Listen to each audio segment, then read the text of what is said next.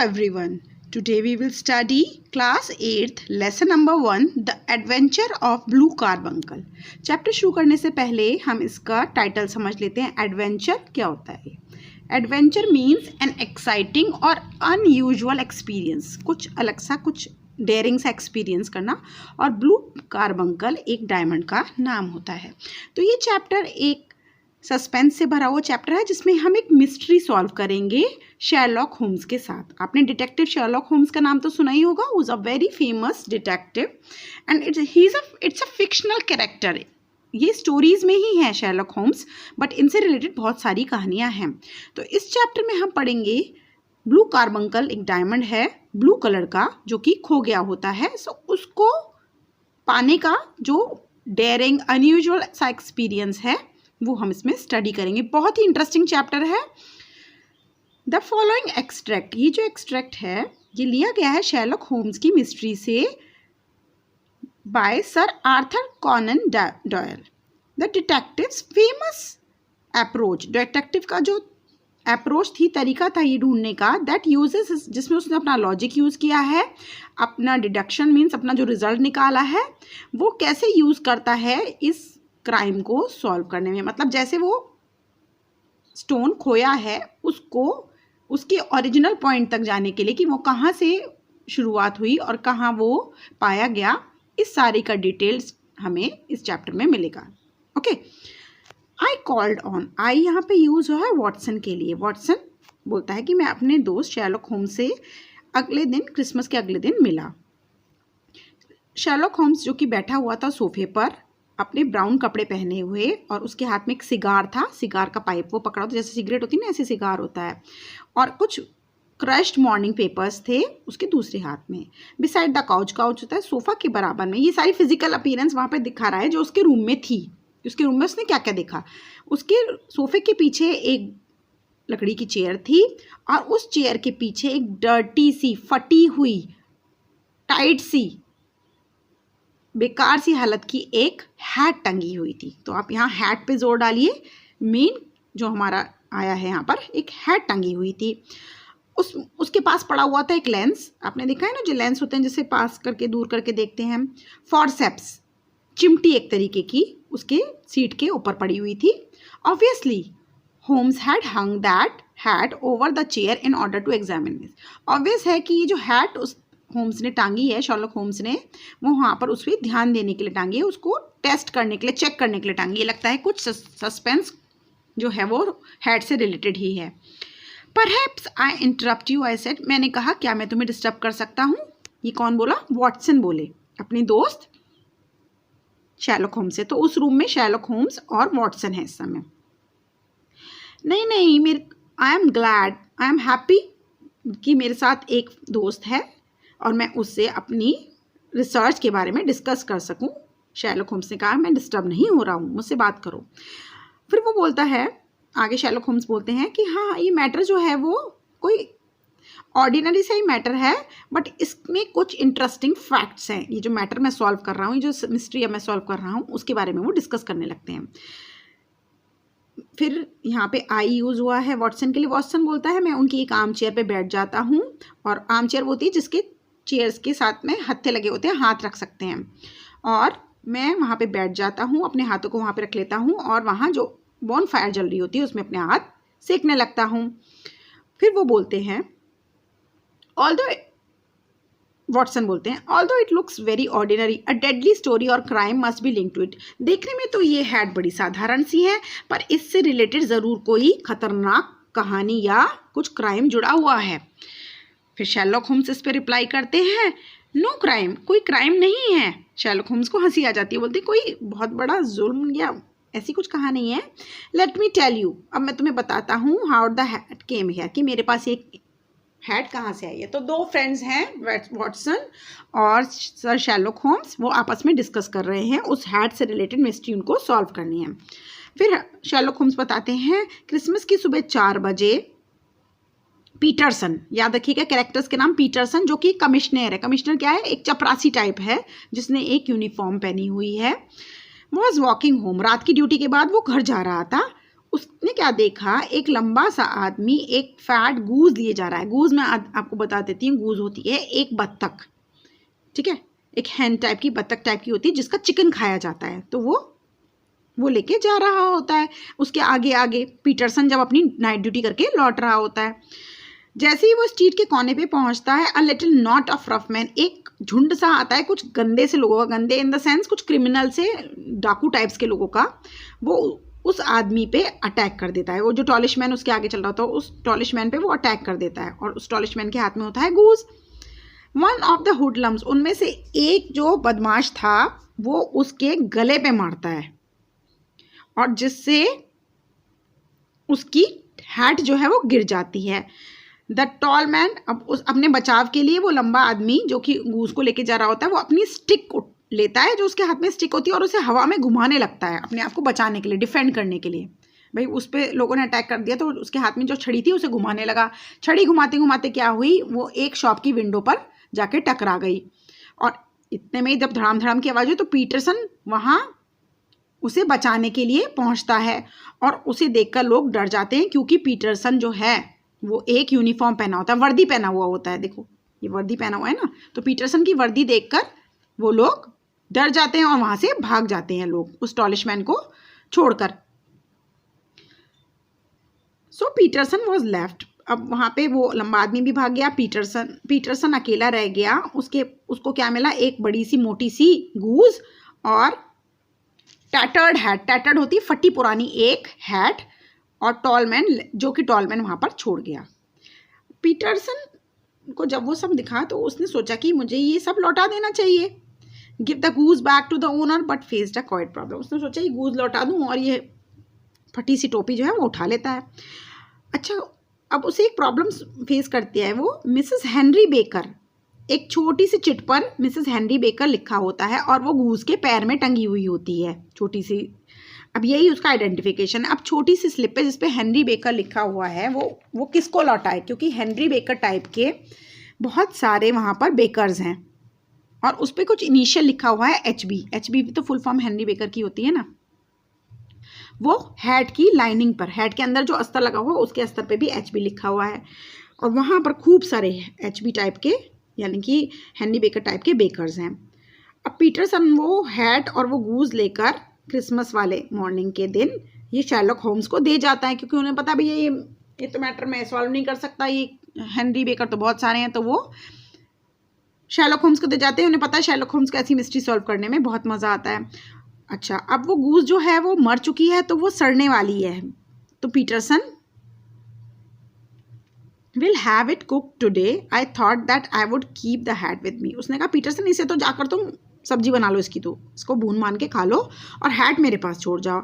Watson बोलते हैं आपने उसका एडवर्टाइजमेंट दिया कि कोई हैट खो गई है और कोई उसे क्लेम करने के लिए लेने आ जाए, क्योंकि कोई भी चीज़ खो जाती है।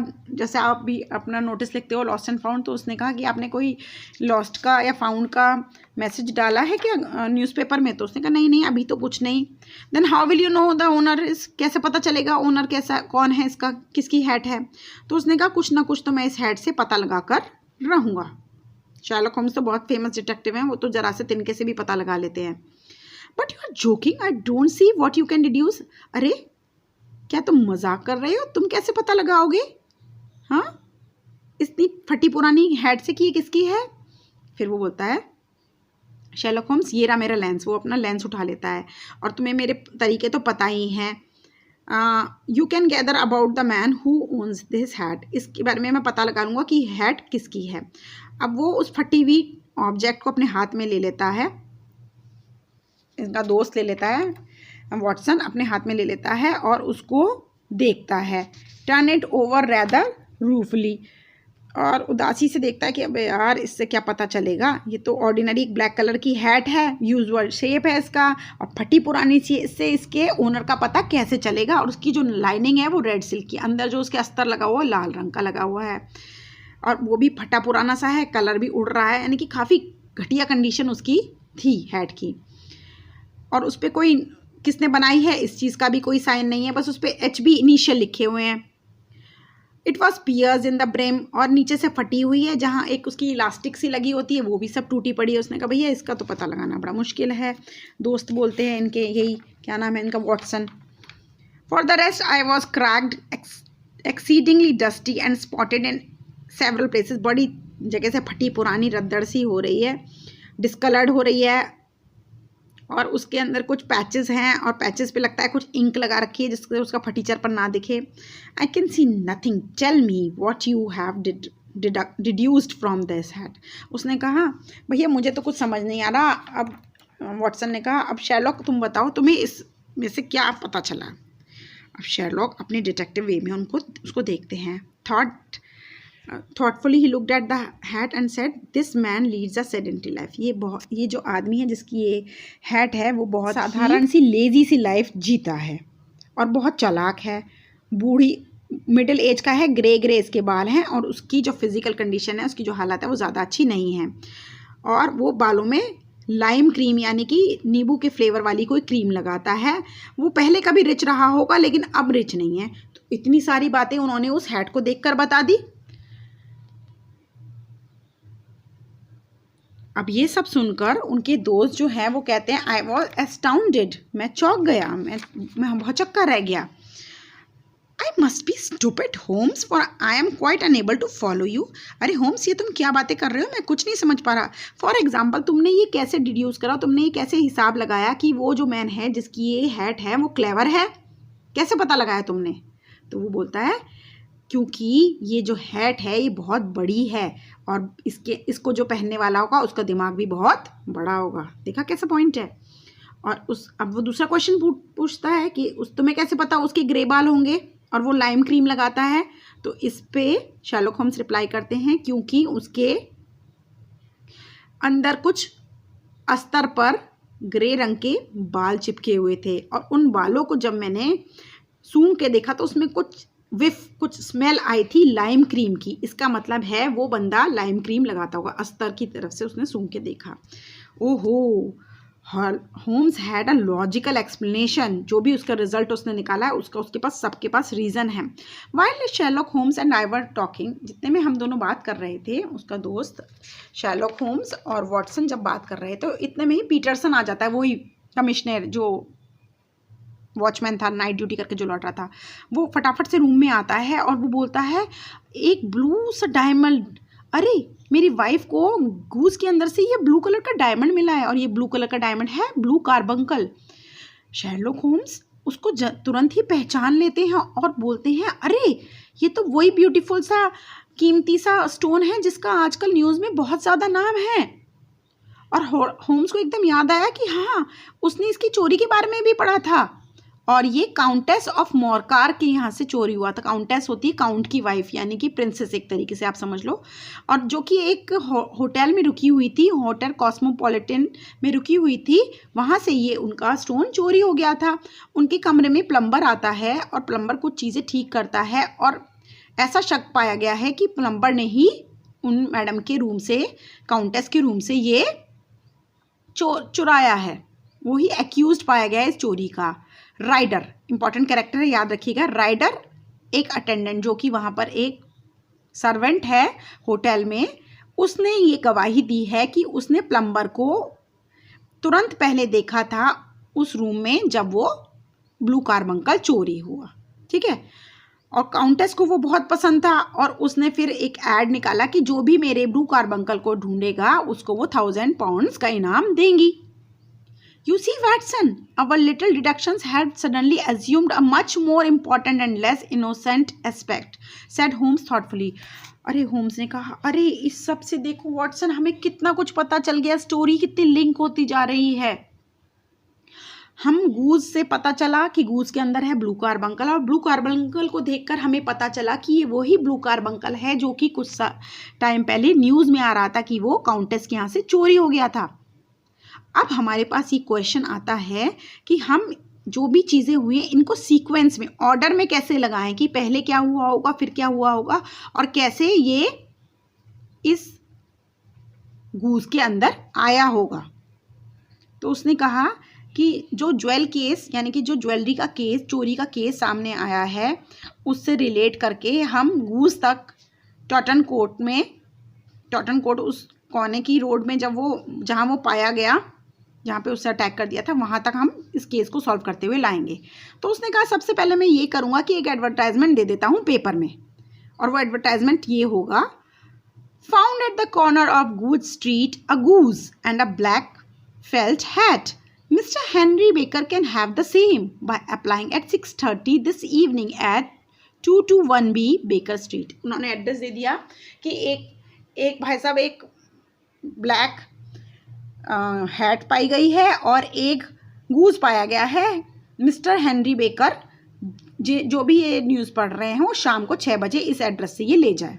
इससे क्या होगा, जो हेनरी बेकर होंगे वो होम्स के पास अपने आप चले जाएंगे, जिनकी भी ये होगी। This brought Baker to Holmes, इससे बेकर जो है वो होम्स के पास आ जाते हैं कुछ डिस्कशन के बाद। स्टोरी कुछ सॉल्व हो रही है। It became quite clear to us, और उससे डिस्कशन करने के बाद, बेकर से डिस्कशन करने के बाद ये पता चलता है कि बेकर को कुछ नहीं पता, वो तो इनोसेंट है। सो ये जो होम्स हैं वो उनको एक अच्छी तगड़ी सी गूज दे देते हैं उनकी खोई हुई गूज के रिप्लेस में। उनकी गूज खो गई थी तो उन्होंने बता दिया कि वो आइडेंटिफिकेशन थी, तो वो तो मर गई, उसको तो उसकी वाइफ ने खाना भी बना लिया, तो वो अब वहाँ कहाँ से देंगे, तो उन्होंने रिप्लेस करके एक दूसरी गूज दे दी। और उसका नेक्स्ट स्टेप जो था वो था सेलर ऑफ द गूज। वो गूज किसकी थी भाई, इन्होंने भी तो कहीं से खरीदी होगी बेकर ने, तो बेकर ने वो गूज कहाँ से खरीदी थी, अब ये पता करना है। सम क्वेश्चनिंग ऑफ मिस्टर बेकर से कुछ देर क्वेश्चन करने के बाद हमें ये पता चलता है कि mister Breckinridge was the original seller. A little conversation with him we found that the mister Baker's goose for Christmas had come from a lady, कि मिस्टर बेकर ने ये गूज क्रिसमस वाले दिन एक लेडी से खरीदी थी जिसका नाम था मिसेस ओकशॉट। बिक्सटन रोड पे वो रहती हैं। तो ओरिजिनली मिस्टर बेकर ने कहाँ से खरीदी थी, एक लेडी से खरीदी थी जो कि मिसेस ओकशॉट थी, बिक्सटन रोड पे वो रहती थी। और जब मैं और होम्स, वॉटसन और होम्स ये प्लान बना रहे थे कि हम मिसेस ऑटकर के पास जाएंगे, इतने में ही मिस्टर ब्रैकरिंच कुछ कन्फ्यूजन और नॉइज क्रिएट करते हैं, और goose seller was shaking his fist at a little rat faced man who was whining that the goose was his. इतने में ही एक बहस छिड़ जाती है और गूज सेलर उससे लड़ने के लिए बिल्कुल बेताब हो जाता है। एक रैट जैसे, चूहे जैसे फेस का एक मैन होता है। हाँ, this may save us to visit. अब उस लड़ाई से पता चला कि ये लोग क्यों लड़ रहे हैं उस फैट से गूज के लिए क्यों लड़ना है, क्योंकि उनको यानी कि पता होगा कि ये गूज जो मिस हुआ है कोई ऑर्डिनरी गूज नहीं है, वो गूज वो था जिसके अंदर की ब्लू कार्बंकल था। The man it turned out was Ryder the hotel attendant. मैंने आपको बोला था ना, इसके ऊपर कैरेक्टर के ऊपर ध्यान देना, ये राइडर वो ही इंसान था जो कि होटल में सर्वेंट था। ही वॉज एक्चुअली वो क्या था, वो मिसेस ओटमेकर का भाई गीज, वो ही गीज पाला करती थी। Goose is the singular number, geese is the plural number. तो वो गीज पाला करती थी डिनर में बनाने के लिए, और उसी ने राइडर को एक गूज दी थी क्रिसमस के लिए। राइडर वही है जिसने वो एविडेंस दिया था, वो गवाही दी थी कि प्लम्बर के खिलाफ, कि प्लम्बर को उसने देखा था स्टोन चुराते हुए। He went to see his sister with a gem in his pocket. अब जब उनने चोरी कर ली थी ना इसने, तो चोरी करने के बाद ये अपनी बहन के यहाँ चला गया। इसको लगा कि मेरे पे शक ना जाए, तो ये अपनी बहन के यहाँ चला जाता है चोरी करने के बाद राइडर। और चोरी करने के बाद उसे एक गूज लेता है और उसके मुंह में डाल देता है कि मैं पकड़ा ना जाऊं।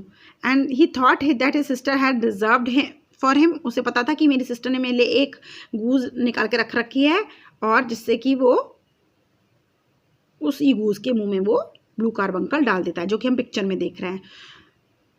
और बाद में क्या होता है, वो रॉन्ग गूज को पकड़ लेता है, और ये जो ओरिजिनल वाला गूज होता है जिसके मुंह में ब्लू कार्बंकल होता है, ये मिस्टर बेकर को बेच दिया जाता है मिस्टर ब्रैकनब्रिज के द्वारा। इन डिस्पेयर, अब राइडर जो है वो उदास हो जाता है, वो पता ही नहीं कर पाता कि कौन सी गूज है कि जिसे वो जिसमें उसने डाला था। But as it happen neither did Ryder get the goose not did recover the gem because mister Peterson, और इसी वजह से वो उस लंबे से आदमी पर अटैक कर रहा था। और अब वो जो है वो ब्लू कार्बंकल जो मिस हुआ था वो मिस्टर पीटरसन उस समय आ जाते हैं ना, तो और वो जो जितने भी वो डाकू गुंडे से थे वो इसीलिए उसे मार रहे थे, और वो छूट जाता है उसके हाथ से और वो होम्स के पास पहुंच जाता है।